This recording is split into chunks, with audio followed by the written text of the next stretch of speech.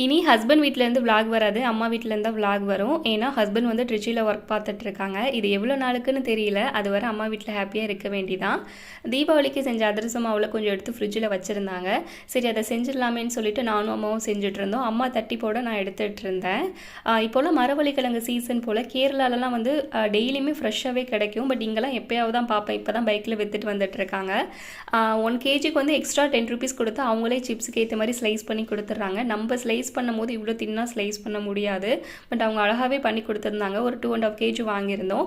நானும் அம்மாவும் அதை செஞ்சுட்டு இருந்தோம். நான் கூட அது ஈஸியான வேலை தானேன்னு சொல்லிட்டு செஞ்சுட்டே இருக்கிற மாதிரி இருந்தது. செஞ்சு பிடிக்கிறதுக்குள்ளே பெண்டே கலண்டுருச்சு. ஹாலில் இருக்க டைனிங் டேபிளை தூக்கி கிச்சனில் போட்டுடலாமேன்னு சொல்லிட்டு நானும் அம்மாவும் அதை வந்து எடுத்து வச்சுட்டு இருந்தோம். உள்ளே கொண்டுட்டு வரவே முடியல. எப்படியோ வந்து கொண்டுட்டு வந்தாச்சு. என்னோட ரொம்ப நாள் கனவு வந்து நிறைவேற போகுது. உங்களுக்கு என்னன்னு தெரிஞ்சிருந்தால் மறக்காமல் வந்து கமெண்ட் பண்ணுங்கள்.